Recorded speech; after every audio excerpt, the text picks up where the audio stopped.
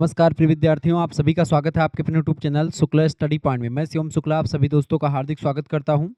बहुत सारे बच्चों के लगातार कमेंट्स आ रहे थे और फ़ोन कॉल्स भी आ रहे थे, व्हाट्सएप पे एसएमएस आ रहे थे, गुरुजी वीर बहादुर सिंह पूर्वांचल विश्वविद्यालय का जो पेपर हुआ उसको आप सॉल्व कर दीजिए। थोड़ा सा पेपर बढ़िया पेपर आया था, अगर इसको पढ़ते तो बड़े आसानी से इसको हल कर पाते। सारे के सारे क्वेश्चन मेरे द्वारा बताए गए मॉडल पेपर से ही आए हैं, जो मैंने को करिकुलर यूट्यूब चैनल पर बता रखी है। हमारा दूसरा चैनल है को करिकुलर मास्टर, उसको आप सब्सक्राइब कर लीजिएगा, क्योंकि वहाँ पर को करिकुलर की परीक्षाओं की सबसे बेहतर तैयारी पूरे यूट्यूब पर करवाई जाती है। ठीक है, बीए, बीएससी बीकॉम, बीएससी एजी, बीएससी होम साइंस सभी के लिए लेक्चर था। ठीक है, first year and basic health का ये पेपर है आपका, जो ये आपका वीर बहादुर सिंह पूर्वांचल विश्वविद्यालय का पेपर है, ये आपकी परीक्षा में पूछा गया। ध्यान रखेंगे, कल आपकी परीक्षा माँ पाटेश्वरी विश्वविद्यालय की है या वीर बहादुर सिंह पूर्वांचल विश्वविद्यालय के किसी और बच्चे की बैग वगैरह लगा है तो उनके भी पेपर, जिनका भी बचा होगा पेपर, उन सभी के लिए। इसके अलावा चौधरी चरण सिंह मेरठ विश्वविद्यालय, राम मनोहर लोहिया अवध विश्वविद्यालय 28 तारीख को, 26 तारीख या 25 तारीख को आपका माँ पाटेश्वरी का। ठीक है, इसके अलावा 1 फरवरी 2 फरवरी को पेपर जो लगा हुआ है एमजे पैरू बरेली रोहेलखंड विश्वविद्यालय। ठीक है, माँ विंध्यवासिनी मिर्जापुर विश्वविद्यालय, इन सभी के लिए लेक्चर बहुत ही महत्वपूर्ण है। और 2026, 27, 28, 29 इनकी परीक्षाओं के लिए लेक्चर बहुत ही महत्वपूर्ण होगा। ठीक है, ये बात आप ध्यान रखेंगे। अब आइए प्रश्नों को हम समझने का प्रयास करते हैं। थोड़ा सा ये क्वेश्चन पेपर जो मेरे पास बच्चों ने भेजा वो थोड़ा सा बहुत ज़्यादा क्वालिटी इसकी बेकार सी क्वालिटी है। ठीक है, बहरहाल इसको मैंने कुछ भी मतलब कि इसको साफ साफ आप किया फिर भी उतने ज़बरदस्त नहीं हुई है। ठीक है, लेकिन क्वेश्चन पेपर आप देखेंगे इसमें बहुत सारे अच्छे अच्छे क्वेश्चन पूछे गए हैं। मैं इसको सॉल्व करता हूँ। पहला क्वेश्चन आप देखेंगे, प्रश्न है, एक जागरूक व्यक्ति को भारी रक्तस्राव कर रहा है तो उसको प्राथमिक उपचार देने का पहला कदम क्या होगा? तो उसको उपचार देने का पहला कदम क्या होगा बेटा? तुरंत एक टूर्निकेट रक्तस्राव पट्टी लगाएं नहीं, घाव को साबुन और पानी से धोएं नहीं, तुरंत नहीं करना चाहिए इसे। घाव पर एक साफ कपड़े से सीधा दबाव डालें, बिल्कुल सी ऑप्शन करेक्ट आंसर हो जाएगा। ठीक है, इसका राइट है। भारी ब्लीडिंग को रोकने के लिए सबसे प्रभावी तरीका होता है घाव पर सीधा दबाव डालना। ठीक है, ताकि थक्का जम सके और ब्लड जो है बहना रुक सके। क्लियर? तो इसका पहले का option number C correct answer था। दूसरा क्वेश्चन आपसे पूछा गया था महोदय, सीपीआर यानी कार्डियो पल्मोनरी रिसिस्टेशन इसका फुल फॉर्म है। इसके दौरान एक वयस्क के सीने पर संपीड़न यानी कंप्रेशन की अनुशंसित गहराई क्या है? तो जो संपीड़न होता है उसकी दबाव कितनी, कम से कम 2 इंच तक दबाना चाहिए, यानी 5 सेंटीमीटर 2 इंच। ठीक है, 2 इंच कम से कम 5 सेंटीमीटर। ऑप्शन नंबर इसका सी करेक्ट आंसर हो जाएगा। ठीक है, यानी कि प्रभावी सीपीआर के लिए सीने को कम से कम 2 इंच दबाना जरूरी होता है, ताकि रक्त हृदय से अंगों तक पंप हो सके। ठीक है, आगे देखते हैं अगला क्वेश्चन। तीसरा नंबर प्रश्न आपका आ चुका है, सीपीआर यानी कार्डियो पल्मोनरी रिसिस्टेशन के दौरान एक वयस्क पर प्रति मिनट कितनी सीने की संपीड़न यानी कंप्रेशन होनी चाहिए? तो प्रति मिनट कम से कम 100 से 120 संपीड़न प्रति मिनट होनी चाहिए। सी ऑप्शन इसका करेक्ट आंसर हो जाएगा। सारे क्वेश्चन हमारे द्वारा बताए गए क्वेश्चन से पूछे गए हैं, एक भी प्रश्न आपका बाहर से नहीं आया हुआ होगा, ये बात ध्यान रखेंगे। चौथा नंबर क्वेश्चन आप देखेंगे, प्रश्न आपका आ चुका, एक वयस्क के लिए सीपीआर यानी कार्डियो पल्मोनरी रिसिस्टेशन में सीने की संपीड़न, कंप्रेशन और रेस्क्यू ब्रीदिंग मदद की सांस का सही अनुपात क्या है, इनमें से बताएं। चौथे नंबर का करेक्ट आंसर क्या हो जाएगा आपका? 30 सांस दी जाती है, सॉरी 30 संपीड़न और 2 बचाव सांस। ऑप्शन नंबर इसका बी करेक्ट आंसर हो जाएगा। जिन बच्चों ने बी लगा दिया है उनका बिल्कुल राइट आंसर है। ठीक है, आगे बढ़ते हैं और चीज़ों को जानने का प्रयास करते हैं। फटाफट से आप देखेंगे, 5वां नंबर क्वेश्चन आपका आ चुका महोदय। प्रश्न है, जब किसी व्यक्ति पर ऑटोमेटेड एक्सटर्नल डिफिब्रिलेटर यानी एईडी का उपयोग करना चाहिए तो कब करना चाहिए, बताएं। का उपयोग करना चाहिए तो कब करना चाहिए ये? इसका राइट आंसर क्या हो जाएगा 5वें का? B option. यदि व्यक्ति बेहोश हो और सांस ना ले रहा हो, ऐसी स्थिति में व्यक्ति को क्या करना चाहिए? ठीक है, ऑटोमेटेड एक्सटर्नल डिफिब्रिलेटर का उपयोग करना चाहिए। ठीक है, ऑप्शन नंबर इसका बी करेक्ट आंसर होगा। अगला क्वेश्चन से 6ठा नंबर प्रश्न आपका आ चुका है, यदि एक वयस्क घुट रहा हो लेकिन वह बोलने और खांसी करने में सक्षम हो तो आपको क्या करना चाहिए? तो ऐसी स्थिति में हमको क्या करना चाहिए? ऐसी स्थिति में उन्हें वायुमार्ग यानी एयरवे को साफ करने के लिए खांसते रहने के लिए प्रोत्साहित करना चाहिए। ऑप्शन नंबर इसका बी करेक्ट आंसर हो जाएगा। नेक्स्ट क्वेश्चन से 7वां नंबर प्रश्न आपकी स्क्रीन पर आ चुका है, फटाफट से आप देखने का प्रयास करेंगे। 7वां नंबर क्वेश्चन आपका आ चुका है, यदि आप एक बेहोश वयस्क को पाते हैं जो सांस नहीं ले पा रहा है तो आपको सबसे पहले क्या करना चाहिए? तो सबसे पहले हमको क्या करना चाहिए? तुरंत सीने के संपीड़न यानी कंप्रेशन शुरू कर देना चाहिए। ऑप्शन नंबर इसका फर्स्ट ऑप्शन करेक्ट आंसर हो जाएगा। अगला क्वेश्चन से 8वां नंबर प्रश्न आप देखेंगे, प्रश्न है, निम्नलिखित में से कौन सा काम नहीं करना चाहिए यदि किसी को दौरा यानी सीजर पड़ रहा हो तो आपको क्या नहीं करना चाहिए, फटाफट से आप बताने का प्रयास करेंगे। हमको उनके आसपास का क्षेत्र साफ करें ताकि चोट से बचाव जा सके, बिल्कुल कर सकते हैं ये। उनके सिर के नीचे कुछ मुलायम रख दें, बिल्कुल रख दें। उन्हें पकड़कर उनकी हरकतों को रोकने की कोशिश करें, ये नहीं करना चाहिए, ठीक है। बाकी यदि संभव हो तो दौरे का समय मापें, बिल्कुल। यानी कि आपका जो है सी वाला ऑप्शन जो है वो नहीं कर सकते, बाकी सब कर सकते हैं, ठीक है। सी ऑप्शन इसका राइट आंसर हो जाएगा। आगे देखते हैं 9 नंबर क्वेश्चन आपकी स्क्रीन पर आ चुका है। 9वां नंबर प्रश्न है, एक हल्के जलन यानी कि माइनर बर्न के लिए सबसे अच्छा प्रारंभिक प्राथमिक उपचार क्या है? 9वें नंबर का करेक्ट आंसर क्या हो जाएगा इसका? तो हल्के जलन के लिए जलन पर ठंडा बर्फ जैसा पानी कुछ मिनटों तक बहाते हैं। तो बहता हुआ ठंडा पानी त्वचा की गर्मी को कम करता है। बर्फ लगाने से ऊतकों को नुकसान हो सकता है, इसीलिए जलन पर ठंडा यानी बर्फ जैसा यानी कि पानी जो ठंडा पानी हो लेकिन वो बहता हुआ पानी हो। बी ऑप्शन इसका करेक्ट आंसर हो जाएगा। बी ऑप्शन इसका करेक्ट आंसर हो जाएगा, ठीक है। जलन पर ठंडा कुछ मिनटों तक डालें, मतलब कि बर्फ आपको नहीं डालना सीधे, ठीक है। ये आपको पानी डालना है, इसका बी ऑप्शन करेक्ट आंसर हो जाएगा। बर्फ जैसा नहीं, ठीक है। बर्फ जैसा पानी ना हो यानी कि एकदम से ठंडा पानी ना हो, लेकिन हाँ ठंडा पानी हो लेकिन एकदम से बर्फ जैसा पानी ना हो। क्लियर। 10वां नंबर क्वेश्चन आपकी स्क्रीन पर आ चुका है। प्रश्न आपका आ चुका सीपीआर कार्डियो पल्मोनरी रिसिटेशन करने का उद्देश्य क्या होता है? इसका उद्देश्य क्या होता है? इसका उद्देश्य है आपातकालीन सेवाओं के आने तक मस्तिष्क और महत्वपूर्ण अंगों को ऑक्सीजन प्रदान करना। ऑप्शन नंबर इसका बी करेक्ट आंसर हो जाएगा। ये प्रश्न परीक्षा में सीधे तौर पर पूछा गया है। सारे क्वेश्चन हमारे द्वारा बताए गए मॉडल पेपर से ही पूछे गए थे, ये बात आप ध्यान रखेंगे। अगला क्वेश्चन से साबुन और पानी से हाथ धोने का न्यूनतम समय क्या है ताकि कीटाणु प्रभावी ढंग से हटाए जा सके? इसका करेक्ट आंसर क्या हो जाएगा? 11 नंबर का 20 सेकंड जो है प्रभावी होता है। इसका सी ऑप्शन करेक्ट आंसर होगा, 20 second is right answer. 12 number question आपकी स्क्रीन पर आ चुका है। निम्नलिखित में से कौन सी स्थिति में हाथ धोने की आवश्यकता होती है? बाथरूम का उपयोग करने के बाद, बिल्कुल, खाने से पहले और खांसी या छींकने के बाद। इन तीनों स्थितियों में हमको हाथ धोना चाहिए। करेक्ट आंसर क्या हो जाएगा? डी ऑप्शन इसका बिल्कुल राइट आंसर हो जाएगा, ठीक है। ये सारे क्वेश्चन मैंने आपको ऑलरेडी बता रखे हैं, ठीक है। 13 नंबर क्वेश्चन आपकी स्क्रीन पर आ चुका है। प्रश्न है, जब साबुन और पानी उपलब्ध ना हो तो निम्नलिखित में से कौन सा हाथ को प्रभावी ढंग से साफ करने के लिए इस्तेमाल किया जा सकता है? 13 नंबर करेक्ट आंसर क्या हो जाएगा इसका? फटाफट से आप बताने का प्रयास करेंगे। जब साबुन और पानी उपलब्ध ना हो तो क्या इस्तेमाल किया जा सकता है? तो हम क्या कर सकते हैं, अल्कोहल आधारित हैंड सैनिटाइजर का उपयोग कर सकते हैं, ठीक है, जिसमें कम से कम 60% अल्कोहल हो, ठीक है। ऑप्शन नंबर इसका बी राइट आंसर हो जाएगा 13 नंबर का। 14 नंबर प्रश्न आपसे पूछा गया था। प्रश्न है, निम्नलिखित में से कौन सा आइटम एक बुनियादी प्राथमिक उपचार किट में घावों को साफ करने के लिए आवश्यक होता है? इसका राइट आंसर हो जाएगा बी ऑप्शन एंटीसेप्टिक वाइप्स या घोल। बी ऑप्शन इसका राइट आंसर हो जाएगा। 15 नंबर क्वेश्चन आपकी स्क्रीन पर आ चुका है। एक प्राथमिक उपचार किट में कौन सा आइटम गंभीर घाव में रक्तस्राव को नियंत्रित करने के लिए इस्तेमाल किया जाता है? 15 नंबर का करेक्ट आंसर हो जाएगा B option sterile gauze pads का उपयोग करते हैं। इसका बी ऑप्शन बिल्कुल करेक्ट आंसर होगा। 16 नंबर प्रश्न आपसे पूछा गया था, एक प्राथमिक उपचार किट में चिपकने वाले पट्टियों यानी कि जिसको आप एडहेसिव बैंडेज कहते हैं उसको स्वामिक करने का मुख्य उद्देश्य क्या होता है? तो इसका मुख्य उद्देश्य होता है छोटे कट और खरोच को ढकने के लिए इसका प्रयोग करते हैं। इसका सी ऑप्शन बिल्कुल राइट आंसर होगा। 16 नंबर का सी ऑप्शन बिल्कुल करेक्ट आंसर हो जाएगा बेटा। आगे बढ़ते हैं अगला क्वेश्चन, ठीक है। अगला क्वेश्चन आपका 17 नंबर प्रश्न आपका आ चुका है। प्राथमिक उपचार में ड्रेसिंग का मुख्य उद्देश्य क्या है? बताएं। ड्रेसिंग का मुख्य उद्देश्य क्या होता है प्राथमिक उपचार में? संक्रमण को रोकना और घाव की रक्षा करना। बिल्कुल बी ऑप्शन इसका करेक्ट आंसर होगा। संक्रमण को रोकना और घाव की रक्षा करना, ये इसका उद्देश्य होता है। आगे देखते हैं अगला क्वेश्चन आपका आ चुका 18 नंबर प्रश्न आपसे पूछा गया था। घाव पर रक्तस्राव को रोकने के लिए किस प्रकार की ड्रेसिंग का सामान्यतः उपयोग किया जाता है? इसका करेक्ट आंसर हो जाएगा, इसके लिए उपयोग करते हैं हम स्टेराइल गॉज पैड का। Sterile gauze pad B option में दिया, करेक्ट आंसर हो जाएगा। 19 नंबर क्वेश्चन आप देखेंगे। प्रश्न है, जब पट्टी लगाई जाए तो इसे किसे पर्याप्त कसने की आवश्यकता होती है? किसे पर्याप्त कसने की आवश्यकता होती है? बताएं। प्रश्न आपसे पूछा गया पट्टी लगाते समय उसे कितना कसना चाहिए, ऐसा प्रश्न बन सकता है। तो ड्रेसिंग को स्थान पर बनाए रखना बिना रक्त प्रवाह को रोके, इसका बी ऑप्शन करेक्ट आंसर हो जाएगा। बी ऑप्शन इसका बिल्कुल राइट आंसर है। आगे देखते हैं 20 नंबर क्वेश्चन आपका आ चुका है। प्रश्न है, कौन सा निकासी विधि एकल बचावकर्ता को व्यक्ति के सिर और गर्दन को संरेखित यानी एलाइन रखते हुए उन्हें सुरक्षित स्थान तक खींचने की अनुमति देता है?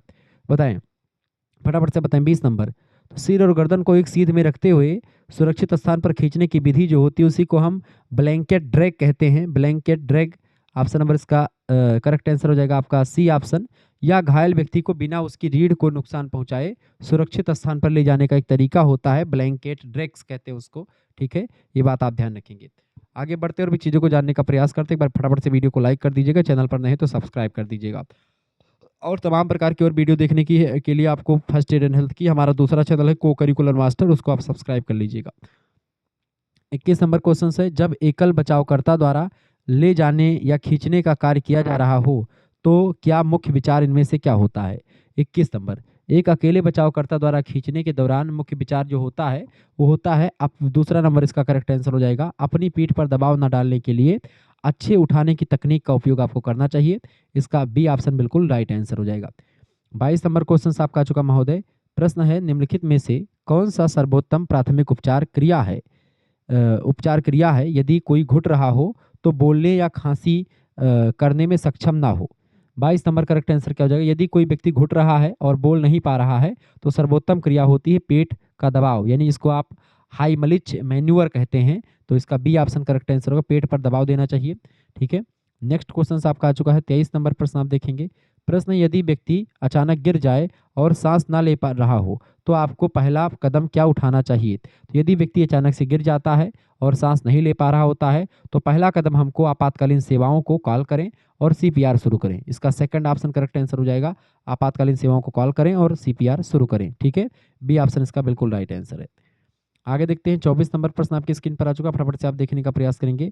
प्रश्न है, निम्नलिखित में से कौन से संकेत यह दर्शा सकते हैं कि कोई व्यक्ति श्वसन संकट का सामना कर रहा है? बताएं। 24 नंबर का करेक्ट आंसर का श्वसन संकट का संकेत इनमें से क्या होता है? तेज और उथली सांस जो होती है, तेज और उथली सांस। करेक्ट आंसर क्या हो जाएगा आपका? बी ऑप्शन इसका राइट आंसर हो जाएगा, बी ऑप्शन। असामान्य रूप से तेज सांस लेना फेफड़ों में तकलीफ का संकेत होता है। नेक्स्ट क्वेश्चन आपका आ चुका 25 नंबर क्वेश्चन आप देखेंगे महोदय। प्रश्न है, यदि कोई व्यक्ति अस्थमा अटैक यानी दमा का दौरा झेल रहा हो लेकिन उसके उसके पास इनहेलर ना हो, जो सूंघते हैं जो लोग वो ना हो, तो आपको क्या करना चाहिए उस दौरान? तो अस्थमा अटैक के दौरान आपके पास इनहेलर नहीं है तो ऐसी स्थिति में आप क्या करें? आप जो है उन्हें धीरे धीरे सांस लेने के लिए प्रोत्साहित करें जो अस्थमा का रोगी हो, और नीचे बैठने की स्थिति में ना जो है में रखें उनको। तो ये option number B correct answer होगा। ऐसी स्थिति में आप ये कर सकते हैं। सीधे बैठने से सांस लेने के रास्ते खुलते हैं और शांत रहने से घबराहट जो है उनकी कम होती है। तो अस्थमा अटैक को ऐसे जो है मैनेज किया जाता है जब इनहेलर नहीं होता। इनहेलर है तो तुरंत आपने सूंघ लिया, उसका थोड़ा आराम हो जाता है। 26 नंबर क्वेश्चन आपका आ चुका, हाइपर वेंटिलेशन तेज श्वास की स्थिति में व्यक्ति की मदद के लिए कौन सी सुरक्षित तकनीक होती है? हाइपर वेंटिलेशन को तेज श्वास कहते हैं। तो हाइपर वेंटिलेशन में मदद के लिए सुरक्षित तकनीक जो होती है उन्हें गहरी धीमी सांस लेने के लिए प्रोत्साहित किया जाता है। इसका फर्स्ट ऑप्शन ही बिल्कुल राइट आंसर हो जाएगा। बढ़िया क्वेश्चन थे, थोड़ा सा बड़े बड़े क्वेश्चन लिखे थे, इसका मतलब ये नहीं कि कठिन थे। सारे क्वेश्चन मैंने बताए हुए थे, आराम से अगर आपने मेरे वीडियोस को देखे होंगे सब क्वेश्चन आपने कर लिए होंगे। 27 नंबर क्वेश्चन आपका आ चुका, दिल का दौरा यानी हार्ट अटैक पड़ने के क्लासिक चेतावनी संकेत क्या है? बताएं। दिल का दौरा यानी हार्ट अटैक पड़ने के क्लासिक चेतावनी संकेत क्या है इनमें से? 27 नंबर का, अचानक सांस की कमी, छाती में दर्द, हाथों या गर्दन में दर्द होना शुरू हो जाता है। ऑप्शन नंबर इसका ए करेक्ट आंसर हो जाएगा, ये बात आप ध्यान रखेंगे। 28 नंबर क्वेश्चन आप देखेंगे बाबू। 28 नंबर प्रश्न आपकी स्क्रीन पर आ चुका, फटाफट से आप देखने का प्रयास करेंगे। वीडियो को लाइक भी कर दीजिएगा, चैनल पर अगर नए हैं तो सब्सक्राइब भी कर दीजिएगा। प्रश्न आपका आ चुका है 28 नंबर, यदि कोई व्यक्ति बेहोश हो और आपको कार्डियक अरेस्ट यानी हृदय गति रुकने का संदेह हो कि हृदय गति रुक सकती है, तो आपको क्या करना चाहिए? ऐसी स्थिति में आपातकालीन सेवाओं को तुरंत कॉल आपको करना चाहिए और सीपीआर देना आपको शुरू कर देना चाहिए। ऑप्शन नंबर इसका बी करेक्ट आंसर हो जाएगा, बी ऑप्शन। ठीक है, call emergency service and being CPR immediately. 29 number question आपकी स्क्रीन पर आ चुका है। प्रश्न आप देखेंगे, गंभीर रक्तस्राव के लिए कौन सा प्राथमिक उपचार क्रिया सिफारिश की जाती है? बताएं। गंभीर रक्तस्राव यानी कि हाई ब्लीडिंग के लिए कौन सा प्राथमिक उपचार अनुशंसित है? तो घाव पर एक साफ कपड़े से सीधा दबाव डालना, इसका बी ऑप्शन करेक्ट आंसर होगा। रिपीटेड क्वेश्चन से लगातार प्रश्न परीक्षा में आता है। 30 नंबर क्वेश्चन आप देखेंगे। प्रश्न है, यदि कोई व्यक्ति शॉक यानी आघात में हो तो निम्नलिखित में से आपको क्या करना चाहिए? बताएं। 30 नंबर करेक्ट आंसर क्या हो जाएगा इसका? यदि कोई व्यक्ति यानी आघात में होता है ऐसी स्थिति में हमको क्या नहीं करना चाहिए? तो क्या नहीं करना चाहिए कहा गया है, तो हमें क्या नहीं करना चाहिए बेटा? उन्हें शांत और आराम अवस्था में रखें, बिल्कुल ठीक है। उन्हें लिटाकर अगर संभव हो तो उनके पैरों को ऊंचा रखें, बिल्कुल कर सकते हैं चीज़ें। उन्हें कुछ खाने पीने के लिए दें, तो ऐसी स्थिति में आपको खाने पीने के लिए कुछ देना नहीं चाहिए। ठीक है, खाने पीने के लिए इस समय नहीं देना चाहिए, ठीक है। आपातकालीन सेवाओं को कॉल करना चाहिए, यानी कि इसका जो थर्ड वाला ऑप्शन है यही गलत हो जाएगा। यानी क्वेश्चन के हिसाब से थर्ड वाला ऑप्शन सही है, बाकी तीनों गलत होते हैं, ठीक है। यानी बाकी तीनों आप कर सकते हैं आपातकालीन स्थिति में, यानी जब आघात आता है, शौक आता है तो। क्योंकि शौक की स्थिति में व्यक्ति को कुछ भी खिलाना पिलाना नहीं चाहिए, क्योंकि इससे उन्हें घुटन हो सकती है और उल्टी आने पर स्थिति उनकी बिगड़ सकती है और दिक्कत हो सकती है, ठीक है। 31 नंबर क्वेश्चन आपका आ चुका है। प्रश्न है कार्डियक अरेस्ट, हृदय गति रुकने वाले व्यक्ति पर सीपीआर यानी कार्डियो पल्मोनरी रिसिस्टेशन का मुख्य उद्देश्य क्या होता है? तो इसका करेक्ट आंसर क्या हो जाएगा? मदद आने तक मस्तिष्क और अंगों को ऑक्सीजन युक्त रक्त प्रदान करना, इसी उद्देश्य से हम सीपीआर देते हैं। ऑप्शन नंबर इसका बी करेक्ट आंसर होगा। आगे देखते हैं 32 नंबर क्वेश्चन आपका आ चुका है। आप कैसे जांच 32 नंबर आप कैसे जांच सकते हैं कि किसी व्यक्ति के अंगों में परिसंचरण में समस्या है? बताएं, कैसे जांच सकते हैं? तो हम कैसे जांच सकते हैं बेटा? हम प्रभावित क्षेत्र में गर्मी महसूस करें और रंग जांचें। इसका ए ऑप्शन करेक्ट आंसर हो जाएगा, ठीक है। क्योंकि जो है इसका करेक्ट आंसर कैसे हम जानेंगे? यदि अंग में रक्त प्रवाह ठीक नहीं होता है तो वह हिस्सा ठंडा पड़ जाता है, या उसका रंग जो होता है नीला या पीला पड़ जाता है, जहाँ पर सांस नहीं जा रही होती है या हवा नहीं जा रही होती है, सर्कुलेशन नहीं हो रहा होता है।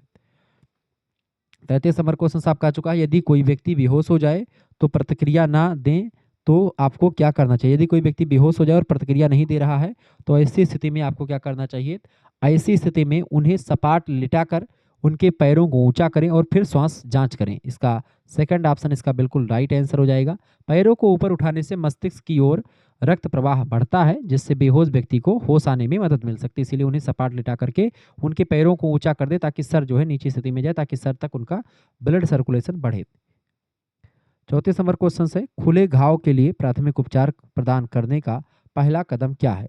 बताएं। खुले घाव के लिए प्राथमिक उपचार प्रदान करने का जो पहला कदम होता है वो होता है आपका सीधा दबाव डाल करके रक्तस्राव को रोक सकते हैं।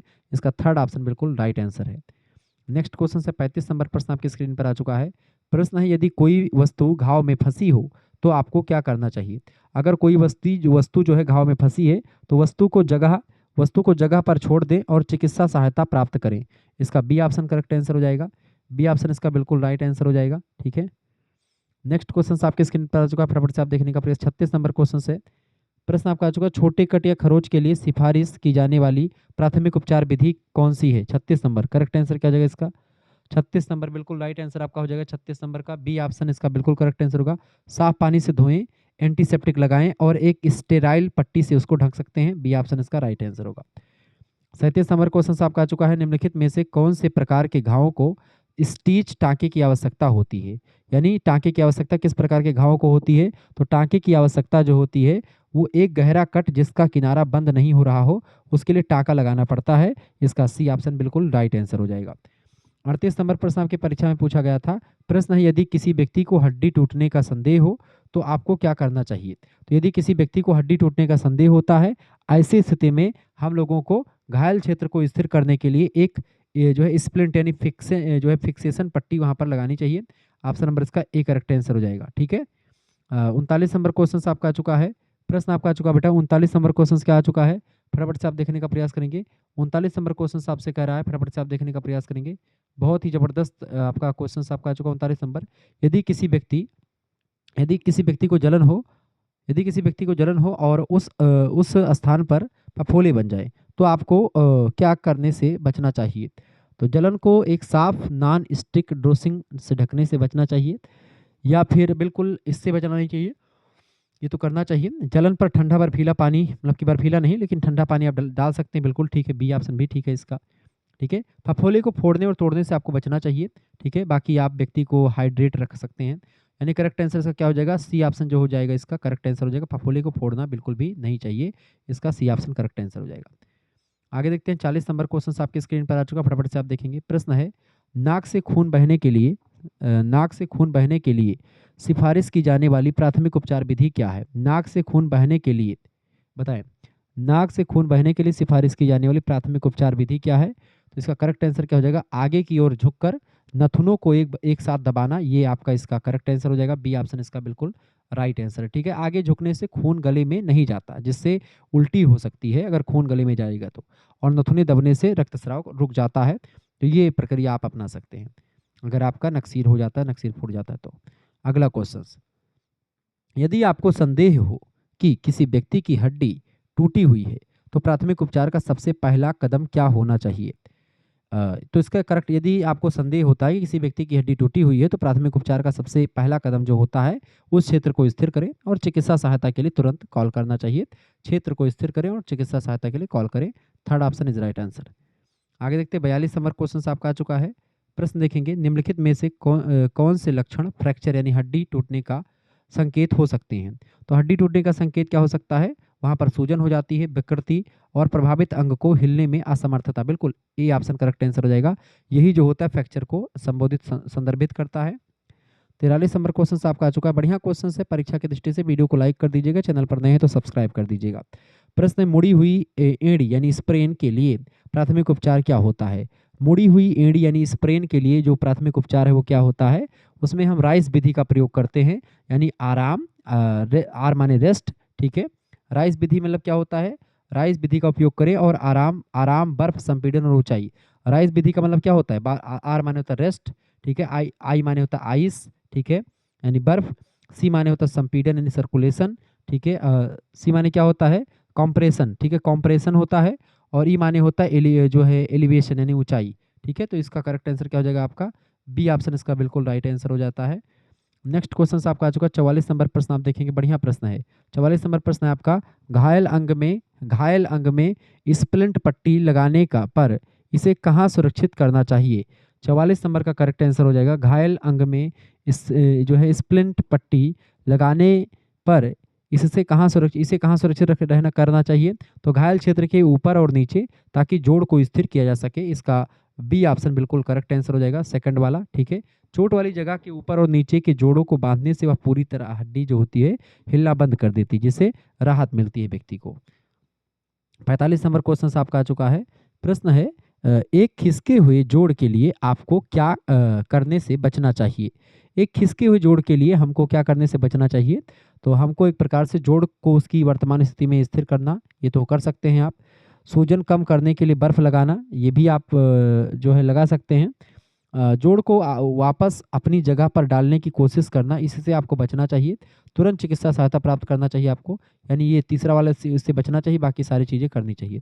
थर्ड ऑप्शन इसका करेक्ट आंसर हो जाएगा, 45 का थर्ड ऑप्शन। क्योंकि बिना डॉक्टरी ट्रेनिंग के जोड़ बैठाने की कोशिश करने से नसों और रक्त वाहिकाओं को गंभीर नुकसान पहुंच सकता है, इसलिए ज़्यादा बड़की अम्मा बनने की इसमें कोशिश नहीं करनी चाहिए, ठीक है। जो नॉर्मल चीज़ें होती प्राथमिक चिकित्सा में वही करना चाहिए हमको। 46 नंबर क्वेश्चन आपका आ चुका है। निम्नलिखित में से कौन सा चोट एक लिगामेंट यानी संधि जोड़ के अधिक खिंचने या फटने से संबंधित होता है? इसका राइट आंसर हो जाएगा, उसी को मोच कहते हैं, स्प्रेन कहते हैं, ठीक है। इसका सी ऑप्शन करेक्ट आंसर, चूंकि लिगामेंट की चोट को मोच कहा जाता है, जबकि मांसपेशियों की चोट को खिंचाव कहा जाता है, स्ट्रेन कहा जाता है, ठीक है। तो स्ट्रेन और स्प्रेन दोनों अलग अलग, स्प्रेन माने मोच, स्ट्रेन माने खिंचाव। 47 नंबर क्वेश्चन आपका आ चुका है महोदय। प्रश्न है, मांसपेशी के खिंचाव यानी स्ट्रेन के लिए सबसे अच्छा प्राथमिक उपचार इनमें से कौन सा है? सबसे अच्छा प्राथमिक उपचार होता है बर्फ लगाएं, मांसपेशी को आराम दें, और अगर सूजन हो तो संपीड़न पर विचार करें, कंप्रेशन पर विचार करें। सेकंड ऑप्शन इसका बिल्कुल राइट आंसर हो जाए। मांसपेशियों के खिंचाव में भी आप जो है आराम और बर्फ यानी कि राइस विधि का पालन करना सबसे अच्छा माना जाता है, ठीक है। नेक्स्ट क्वेश्चन आपका आ चुका है 48 नंबर। प्रश्न है, कौन सी प्रकार की चोट तब होती है जब हड्डी को जोड़ में अपनी सामान्य स्थिति से बाहर खींच लिया जाता है? 48 नंबर का करेक्ट आंसर क्या हो जाएगा? फटाफट से आप बताने का प्रयास करेंगे। 48 नंबर का बिल्कुल राइट आंसर हो जाएगा बेटा, क्या सभी लोग बताने का प्रयास करेंगे? 48 नंबर कौन बताएगा भाई? 48 नंबर का बिल्कुल राइट आंसर आपका आ चुका है, बिल्कुल खिसकना, बी ऑप्शन, खिसकने से जो है बाहर। करेक्ट आंसर क्या हो जाएगा? तो यानी कि खिसकना जो होता है, डिसलोकेशन, ये ऐसी चोट होती है जब हड्डी को जोड़ में अपनी सामान्य स्थिति से बाहर खींच लिया जाता है, यानी जब दो हड्डियां जहां पर मिलती हैं उसको जोड़ कहते हैं और वहां से अलग हो जाती हैं तो उसी को हम डिसलोकेशन कहते हैं, खिसकना कहते हैं। 49 नंबर क्वेश्चन आपका आ चुका है। प्रश्न है, अगर आपको कोई व्यक्ति बेहोश मिलता है तो आपकी पहली प्राथमिकता क्या है? अगर आपको कोई व्यक्ति बेहोश मिलता है तो आपकी पहली प्राथमिकता होती है सांस और नाड़ी की जांच करें। इसका सेकंड ऑप्शन बिल्कुल राइट आंसर हो जाता है, सेकंड ऑप्शन करेक्ट आंसर हो जाएगा। 50 नंबर क्वेश्चन आपकी स्क्रीन पर आ चुका है। प्रश्न है, अगर कोई व्यक्ति बेहोश हो जाए तो प्राथमिक उपचार क्रिया क्या होती है? तो अगर कोई व्यक्ति बेहोश हो जाता तो आपकी प्राथमिक उपचार क्रिया होती है उन्हें लेटा करके उनके पैरों को उठाएं, ऊपर उठाएं ताकि मस्तिष्क में रक्त प्रवाह बेहतर हो सके। इसका थर्ड ऑप्शन बिल्कुल करेक्ट आंसर हो जाएगा। नेक्स्ट क्वेश्चन आपकी स्क्रीन पर आ चुका है, 51 नंबर क्वेश्चन है। अगर किसी व्यक्ति को रीढ़ की हड्डी में चोट का संदेह हो तो आपको क्या करना चाहिए? तो अगर किसी व्यक्ति को रीढ़ की हड्डी में चोट का संदेह होता है तो हमको क्या करना चाहिए बेटा? फटाफट फटाफट से आप बताने का प्रयास करेंगे। अगर किसी व्यक्ति को रीढ़ की हड्डी में चोट होता है, चोट का संदेह हो, तो हमको उनके सिर और गले को स्थिर रखें और उन्हें हिलाने से बचना चाहिए। सेकंड ऑप्शन करेक्ट आंसर हो जाएगा। ठीक है, रीढ़ की हड्डी चोट में जरा सा भी हलचल व्यक्ति को हमेशा के लिए लकवाग्रस्त कर सकती है, इसलिए शरीर को स्थिर रखना सबसे जरूरी होता है ऐसी स्थिति में। आगे देखते हैं, 52 नंबर क्वेश्चन आपका आ चुका है। प्रश्न है, एक सिर की चोट के लिए जो गंभीर रक्तस्राव या स्पष्ट विकृति नहीं दिखा रही हो, सामान्य प्राथमिक उपचार उसके लिए क्या होता है? 52 नंबर करेक्ट आंसर क्या हो जाएगा भाई? फटाफट से आप बताने का प्रयास करेंगे। इसका राइट आंसर हो जाएगा 52 नंबर का बिल्कुल करेक्ट आंसर आपका हो जाएगा बी ऑप्शन। सूजन को कम करने के लिए एक ठंडा पट्टा उस पर लागू करें। ऑप्शन नंबर इसका बी करेक्ट आंसर होगा। 53 नंबर क्वेश्चन आपका आ चुका है। यदि किसी व्यक्ति को स्ट्रोक हो तो देखने के लिए सामान्य लक्षण क्या होते हैं उसके, बताएं। 53 नंबर करेक्ट आंसर क्या हो जाएगा इसका? बिल्कुल ए ऑप्शन, अचानक भ्रम, बोलने में कठिनाई, शरीर के एक तरफ शून्य होना शरीर का, ए ऑप्शन करेक्ट आंसर हो जाएगा। ये सब लक्षण आपको दिखाई पड़ते हैं। 54 नंबर क्वेश्चन आप देखेंगे। प्रश्न है, हल्के पेट दर्द के मामले में क्या पहली मदद के देने का तरीका सुझाया जाता है? बताएं। हल्के पेट दर्द के मामले में क्या पहली मदद देने का तरीका सुझाया जाता है? तो 54 नंबर का करेक्ट आंसर आपका हो जाएगा ए ऑप्शन, मांसपेशियों को आराम देने के लिए हीटिंग पैड लगाना चाहिए। इसका फर्स्ट ऑप्शन बिल्कुल राइट आंसर हो जाएगा। 55 नंबर क्वेश्चन आप देखेंगे, फटाफट से आप बताने का प्रयास। 55 नंबर क्वेश्चन क्या आ चुका है बाबू? प्रश्न है, अगर किसी ने एक हानिकारक रासायनिक पदार्थ निगल लिया है तो निम्नलिखित में से आपको क्या नहीं करना चाहिए? तो ऐसी स्थिति में हमको क्या नहीं करना चाहिए? 55 नंबर का करेक्ट आंसर क्या हो जाएगा भाई? फटाफट से आप बताने का प्रयास करेंगे। अगर किसी व्यक्ति ने, मान लेते हैं, हानिकारक रासायनिक पदार्थ निगल लिया हो तो ऐसी स्थिति में हमको तुरंत उल्टी कराना, ये एक प्रकार से तुरंत उल्टी कराना चाहिए। ठीक है, क्या नहीं कराना चाहिए? तुरंत उल्टी नहीं कराना चाहिए। ठीक है, कुछ रासायनिक वापस आते समय गले और भोजन नली को दोबारा जला सकते हैं, इसलिए बिना डॉक्टरी सलाह के उल्टी नहीं करवानी चाहिए तुरंत। ठीक है, इसका सेकंड ऑप्शन करेक्ट आंसर होगा। बाकी हम क्या क्या कर सकते हैं? रासायनिक पदार्थ की पहचान करने की कोशिश करें और जहर नियंत्रण या आपातकालीन सेवाओं को कॉल कर सकते हैं हम। ठीक है, इसके अलावा हम जो है यदि पेशेवर सलाह दें तो व्यक्ति को पानी दे सकते हैं। इसके अलावा लक्षणों के खुद ठीक होने का इंतजार भी कर सकते हैं। ठीक है, लेकिन तुरंत उल्टी करवाने के से आपको बचना चाहिए। कभी कभी रासायनिक पदार्थ को, हानिकारक रासायनिक पदार्थ है तो आपकी सांस नली को या भोजन की नली को दिक्कत में डाल सकता है। 56 नंबर क्वेश्चन आपका आ चुका। अगर किसी को पहले दर्जे का जलन यानी सतही जलन है तो प्राथमिक चिकित्सा प्रतिक्रिया क्या होनी चाहिए? ऐसी स्थिति में जलन पर कम से कम 10 मिनट तक ठंडे पानी, जो बहुत ठंडा पानी ना हो लेकिन ठंडा पानी हो, उससे आपको उस पर जो है ठंडा पानी त्वचा की गर्मी को सोख लेता है और जलन को गहराई तक जाने से रोक लेता है। करेक्ट आंसर क्या हो जाएगा? इसका करेक्ट आंसर क्या हो जाएगा आपका? सी ऑप्शन, जलन पर कम से कम 10 मिनट तक ठंडे पानी को चलाते हैं। ठीक है, इसका थर्ड ऑप्शन बिल्कुल करेक्ट आंसर हो जाएगा 56 का सी ऑप्शन। 56 का सी ऑप्शन लगा दीजिएगा बेटा। बिल्कुल, आगे बढ़ते हैं अगला क्वेश्चन। 57 नंबर क्वेश्चन आपका आ चुका है। प्रश्न है, दूसरे दर्जे की जलन, फफोले वाली जलन जिसको कहते हैं, उसके लिए आपको क्या करना चाहिए? दूसरे दर्जे की जलन जिसको आप बोलते हैं सेकंड डिग्री बर्न। तो सेकंड डिग्री बर्न के लिए जो फफोले बन गए हैं उन्हें फोड़ें। ये एक प्रकार से नहीं करना चाहिए। प्रश्न क्या पूछेगा? नहीं करना चाहिए। तो जो फफोले बन गए उनको आपको फोड़ना नहीं चाहिए। बाकी जलन पर आप ठंडा पानी डाल सकते हैं, जलन को साफ कर सकते हैं और स्टेराइल ड्रेसिंग से आप उसको ढक सकते हैं। अगर जलन बड़ी या गंभीर हो तो चिकित्सा सहायता भी प्राप्त कर सकते हैं, लेकिन आप फफोले जो पड़ते हैं फफोले को फोड़ना नहीं चाहिए। ठीक है, क्योंकि फफोले जो होते हैं, जैसा बताया कि फफोले संक्रमण के खिलाफ एक प्राकृतिक सुरक्षा परत का काम करते हैं, इसीलिए हमको फफोलों को फोड़ना बिल्कुल भी नहीं चाहिए। 58 नंबर क्वेश्चन आपके स्क्रीन पर आ चुका। फफोले फोड़ने से आपको संक्रमित रोग भी हो सकते हैं, संक्रमण हो सकता है और दिक्कत हो सकती है। 58 नंबर क्वेश्चन से, त्वचा पर रासायनिक जलन का सबसे अच्छा इलाज क्या है? त्वचा पर रासायनिक जलन का सबसे अच्छा इलाज क्या है? 58 नंबर बताएं। 58 नंबर करेक्ट आंसर क्या हो जाएगा? फटाफट से आप बताने का प्रयास करेंगे बेटा। इसका राइट आंसर क्या हो जाएगा? बहुत अच्छे तरीके से आप समझ रहे हैं, मजा आ रहा है पढ़ाने में आपको। ठीक है, 58 नंबर, त्वचा पर रासायनिक जलन यानी केमिकल बर्न का सबसे अच्छा इलाज होता है प्रभावित क्षेत्र को कम से कम 20 मिनट तक आप ठंडे पानी से धोना चाहिए आपको। फर्स्ट ऑप्शन इसका बिल्कुल राइट आंसर है। 59 नंबर क्वेश्चन आपका आ चुका है। प्रश्न है, शरीर के बड़े हिस्से पर जलने वाली स्थिति में सबसे पहले क्या करना चाहिए? शरीर के बड़े हिस्से पर जलने वाली स्थिति में हमको क्या करना चाहिए? व्यक्ति को गर्मी या आग के स्रोत से बिल्कुल हटा देना चाहिए।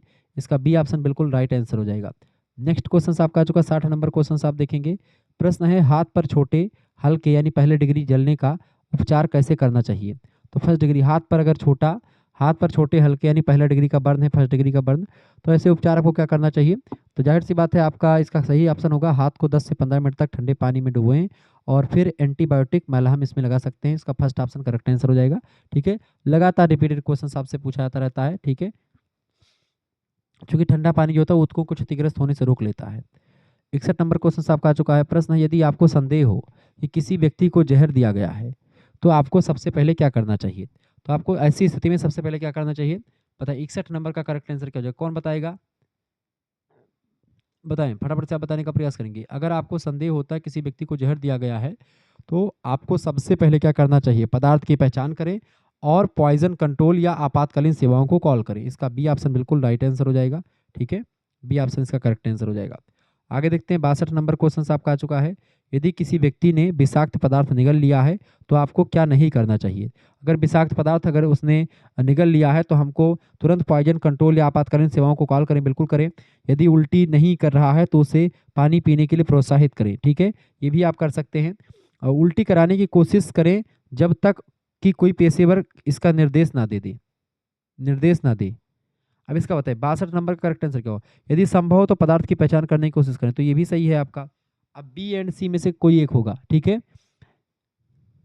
गलत तरीके से उल्टी कराने की स्थिति और बिगाड़ सकती है, तो गलत तरीके से यानी उल्टी कराने की कोशिश जो होती है, उल्टी कराने की कोशिश करें जब तक कि कोई पेशेवर इसका निर्देश ना दे। तो ऐसा नहीं करना चाहिए। नहीं, थर्ड ऑप्शन जो होगा इसका यही नहीं करना चाहिए। उल्टी कराने की भी नाकाम कोशिश नहीं करनी चाहिए। ठीक है, ज़्यादातर ऑप्शन नंबर इसका थर्ड ऑप्शन करेक्ट आंसर होगा। बहुत सारे क्वेश्चंस आपके रिपीटेड क्वेश्चन से पूछ लिए गए हैं इनमें से। 63 नंबर प्रश्न है, यदि किसी व्यक्ति ने जहरीली गैस का सेवन किया है तो पहला उपचार क्या होना चाहिए? तो इसका करेक्ट आंसर क्या है? तुरंत उस क्षेत्र से बाहर निकलें और उन्हें तेजी हवा में ले जाएं। जिससे क्या होता है, जहरीली गैस के मामले में सबसे जरूरी होता है व्यक्ति को उस दूषित वातावरण से हटाना, ताजी ऑक्सीजन उपलब्ध करवाना, जिससे उसको थोड़ा सा राहत मिल सकती है। फर्स्ट ऑप्शन इसका बिल्कुल राइट आंसर हो जाएगा। ठीक है, तो ये एक प्रकार से आपकी पेपर का जो पैटर्न है ये जो है ये वीर बहादुर सिंह पूर्वांचल का थोड़ा सा बढ़िया बनाया गया है। इसमें क्या है कि आपको प्राथमिक चिकित्सा पढ़ने का मतलब यहाँ से पता चलता है कि भाई हमको इसको क्यों पढ़ाना पड़ रहा है। क्योंकि अगर आपको भविष्य में ऐसी चीज़ें आती हैं आपके सामने तो आप चीज़ों को जानते हैं तो आप कर सकते हैं।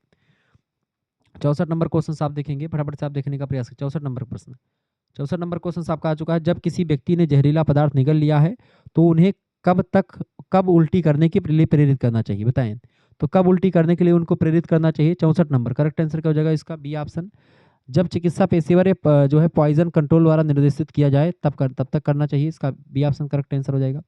ठीक है, अगला क्वेश्चन से 65 नंबर प्रश्न आपका आ चुका है। मधुमक्खी के डंक के लिए प्राथमिक चिकित्सा उपचार क्या है?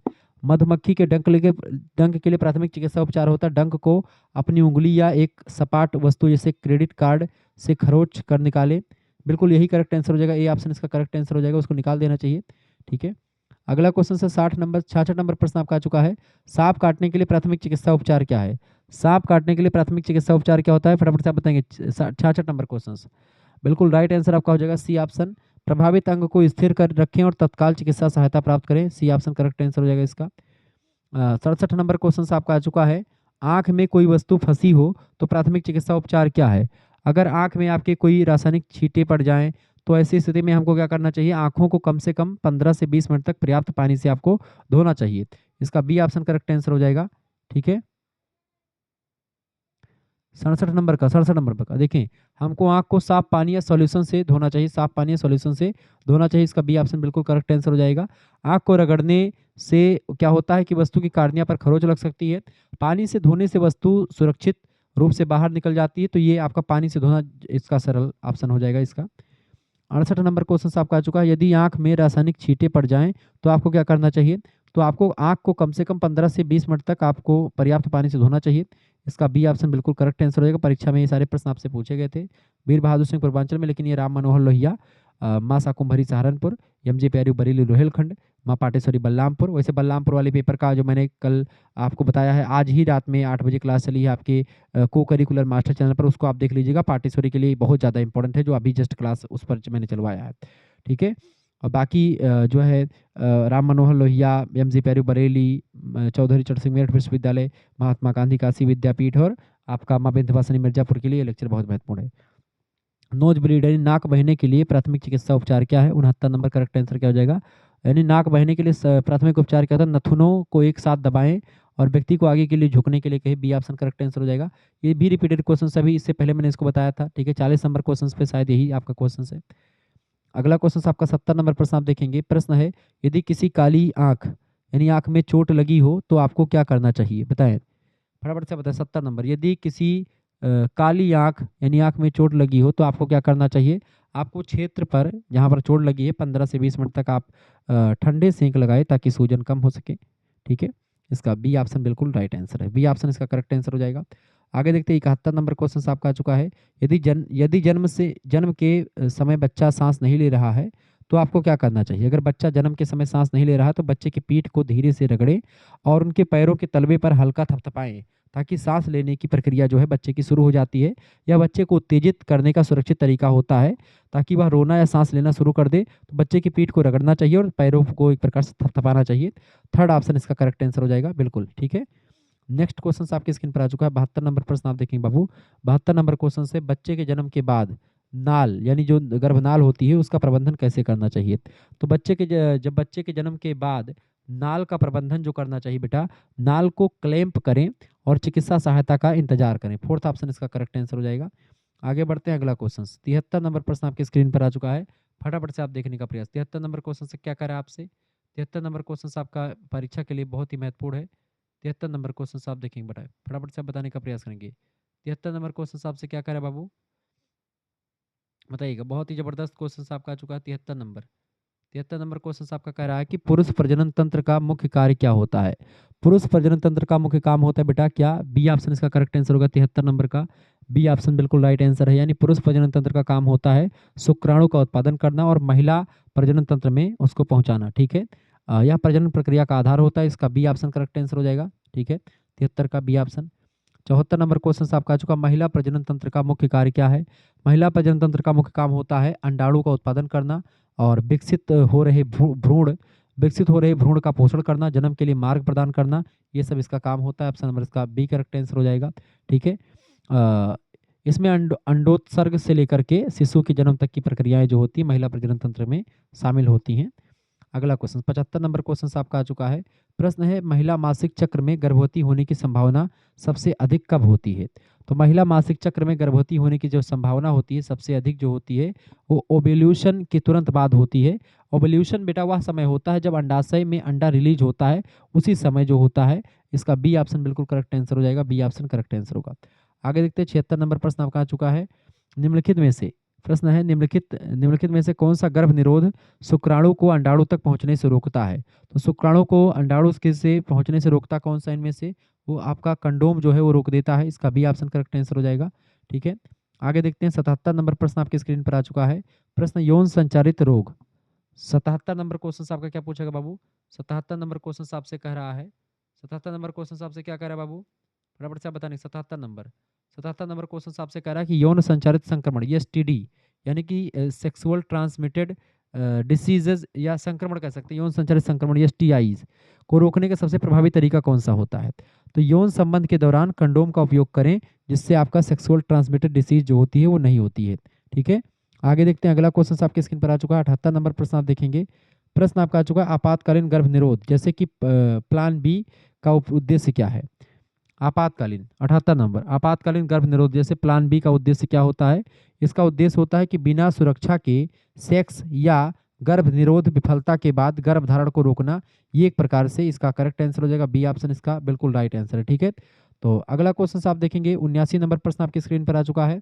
प्रश्न, यौन संचारित संक्रमण यानी कि एसटीआई के बारे में निम्नलिखित में से कौन सा कथन इनमें से सत्य है? इनमें से बताएं। 79 नंबर का करेक्ट आंसर क्या हो जाएगा? एसटीआई केवल योनि संपर्क के माध्यम से ही संचारित हो सकते हैं। ये बिल्कुल सही बात है। तो ये बिल्कुल सही है कि गलत है? ठीक है, कुछ एसटीआई बिना लक्षणों के हो सकते हैं, बिल्कुल। यानी ये लक्षण दिखते नहीं है, यानी कि इसका बी ऑप्शन बिल्कुल करेक्ट आंसर हो सकता है। B option. कई संक्रमण जैसे क्लेमीडिया या एचआईवी लंबे समय तक कोई बाहरी लक्षण आपको नहीं दिखता, लेकिन फिर भी शरीर को नुकसान ही पहुंचाते रहते हैं। इसका सेकंड ऑप्शन बिल्कुल करेक्ट आंसर हो जाएगा। आगे देखते हैं 80 नंबर क्वेश्चन आपका आ चुका है। प्रश्न 80 नंबर है, मासिक धर्म चक्र में सामान्यतः क्या शामिल होता है? 80 नंबर, मासिक धर्म चक्र में सामान्यतः अंडाणु का निष्कासन, इसके बाद मासिक धर्म, यदि अंडाणु निषेचित नहीं होता है तो, यानी कि इसका सही ऑप्शन हो जाएगा ए ऑप्शन, बिल्कुल राइट आंसर हो जाएगा। यह एक मासिक प्रक्रिया है जिसमें गर्भाशय की परत टूट करके बाहर निकलती है यदि गर्भधारण नहीं होता है तो। ठीक है, अगला कोई गर्भधारण हो जाता तो मासिक चक्र आना बंद हो जाता है। 81 नंबर क्वेश्चन आपका आ चुका है। निम्नलिखित में से कौन सा हार्मोनल गर्भ निरोधक का उदाहरण है, बताइए। 81 नंबर, निम्नलिखित में से कौन सा हार्मोनल गर्भ निरोधक का उदाहरण है, तो इसका करेक्ट आंसर हो जाएगा गोली यानी पिल। इसका करेक्ट आंसर हो जाएगा बी ऑप्शन। ठीक है, गर्भ निरोधक गोलियों में हार्मोन होते हैं जो एवोल्यूशन को रोकते हैं, और कंडोम और डायफ्राम ये बैरियर तरीके होते हैं। ठीक है, तो ये एक प्रकार से हार्मोनल तरीका जो होता है आपका, हार्मोनल तरीका गोली या पिल होते हैं।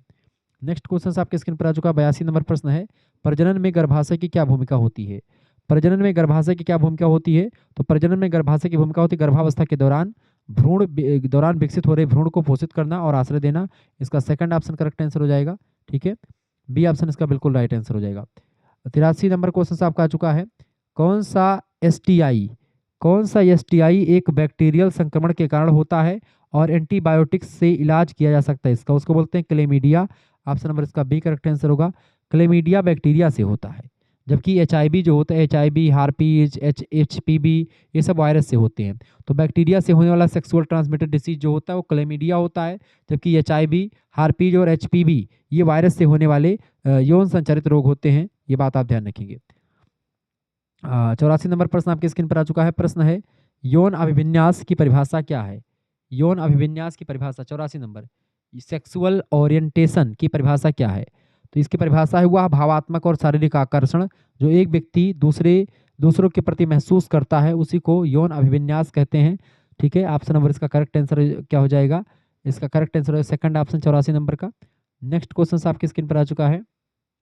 85 नंबर प्रश्न आपकी स्क्रीन पर आ चुका, फटाफट से आप देखेंगे। प्रश्न है, निम्नलिखित में से कौन सा संकेत है कि कोई व्यक्ति यौन गतिविधि के दौरान तैयार हो सकता है। 85 नंबर, बताएं।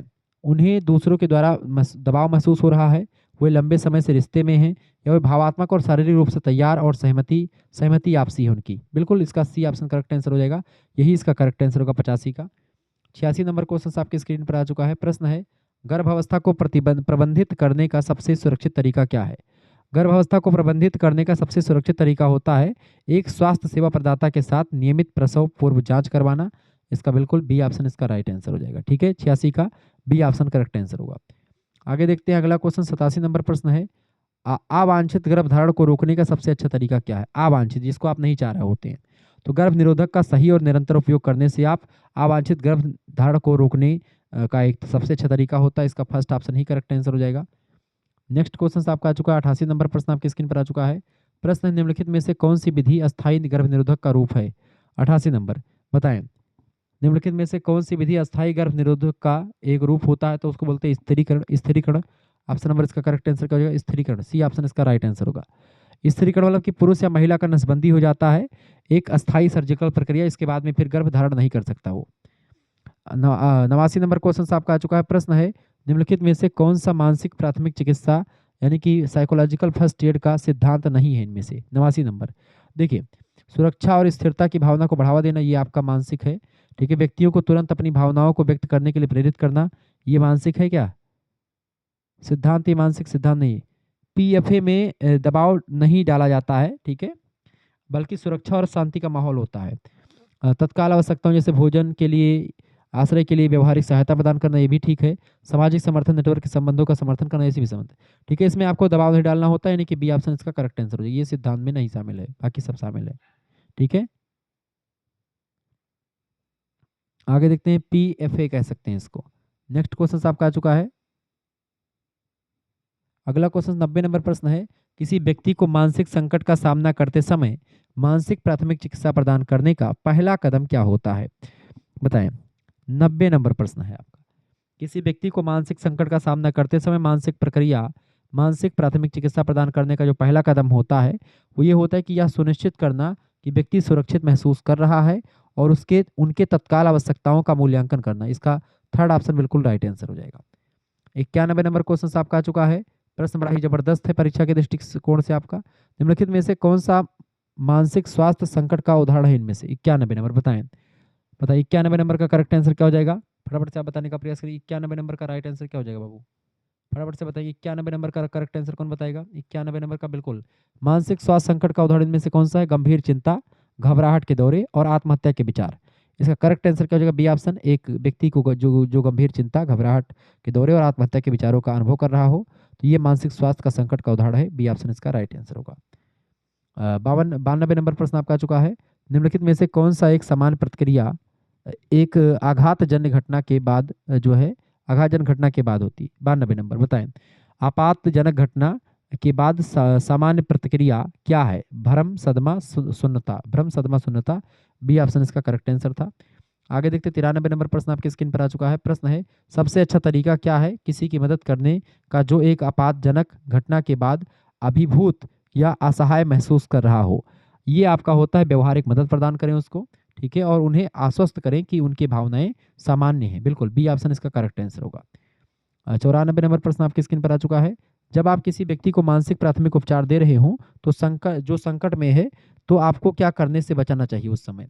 तो आपको क्या करने से बचना चाहिए? तो हमको आराम और सहानुभूति प्रदान करना चाहिए। घटना पर उनकी प्रतिक्रियाओं का न्याय करना या आलोचना करना, आलोचना और न्याय नहीं करना चाहिए उस समय, ठीक है। बिना हस्तक्षेप के सुनना चाहिए और उनके भावनाओं को समझने के लिए खुले प्रश्न पूछना चाहिए। ये भी ठीक है, ये भी ठीक है, ये भी ठीक है। सेकंड वाला यही आपका गलत हो जाएगा, सेकंड वाला नहीं ठीक है, तो इसीलिए पूछा गया कौन सा नहीं करना चाहिए, क्या नहीं करना चाहिए, तो ऑप्शन नंबर बी वाला ही नहीं करना चाहिए। 95 नंबर प्रश्न आपका आ चुका है। संकट के दौरान मानसिक प्राथमिक उपचार का एक प्रमुख लक्ष्य इनमें से क्या होता है? तो इसका राइट आंसर 95 नंबर का करेक्ट आंसर क्या हो जाएगा बेटा? बिल्कुल 95 नंबर का इसका करेक्ट आंसर क्या हो जाएगा? सभी लोग बताने का प्रयास करेंगे। बहुत ही जबरदस्त लेक्चर है आपका ये। 95 नंबर, संकट के दौरान मानसिक प्राथमिक उपचार का एक प्रमुख लक्ष्य होता है तुरंत भावात्मक और व्यवहारिक सहायता प्रदान करना और तनाव को कम करना। थर्ड ऑप्शन दिया हो, तुरंत भावात्मक और व्यवहारिक सहायता प्रदान करना, तनाव को कम करना। थर्ड ऑप्शन बिल्कुल राइट आंसर है। 96 नंबर क्वेश्चन आप देखेंगे। प्रश्न आपका आ चुका है, मानसिक प्राथमिक उपचार हस्तक्षेप के दौरान सुरक्षा की भावना प्रदान करने का एक उदाहरण इनमें से क्या होता है? तो 96 नंबर का करेक्ट आंसर आपका क्या हो जाएगा? सेकंड में दिया है, यह सुनिश्चित करना कि व्यक्ति शांत, शांतिपूर्ण और निजी वातावरण में होता है। इसका बी ऑप्शन बिल्कुल करेक्ट आंसर होगा। 97 नंबर प्रश्न आपसे पूछा गया था। प्रश्न है, तनाव या आघात पर सामान्य शारीरिक प्रतिक्रिया क्या होती है? तनाव या आघात पर सामान्य शारीरिक प्रतिक्रिया इनमें से क्या होती है? तो ऑप्शन नंबर इसका ए करेक्ट आंसर होगा। थकावट, बढ़ी हुई हृदय दर और उथली सांस जो होती है, ये तनाव या आघात पर सामान्य शारीरिक प्रतिक्रिया को दर्शाता है। ठीक है, ऑप्शन नंबर इसका फर्स्ट करेक्ट आंसर हो जाएगा। 98 नंबर क्वेश्चन आपसे पूछा गया था। प्रश्न है, निम्नलिखित में से कौन सा अवसाद का एक सामान्य लक्षण है? 98 नंबर, अवसाद का एक सामान्य लक्षण इनमें से क्या है? इनमें से अवसाद का एक समान लक्षण इनमें से क्या होता है बेटा? निरंतर निराशा का एहसास और पहले आनंदित गतिविधियों में रुचि की कमी। बिल्कुल बी ऑप्शन इसका राइट आंसर हो जाएगा। ठीक है, नेक्स्ट क्वेश्चन आपका आ चुका 99 नंबर प्रश्न है। प्रश्न है, एक समूह सेटिंग में मानसिक प्राथमिक सहायता प्रदान करते समय एक महत्वपूर्ण बात क्या याद रखनी चाहिए? बताएं। 99 नंबर करेक्ट आंसर क्या हो जाएगा इसका? Third option. ठीक है, जो अपनी अनुभवों को साझा कर रहे हैं उनके लिए गोपनीयता और निजता सुनिश्चित करें। इसका थर्ड ऑप्शन बिल्कुल राइट आंसर हो जाएगा।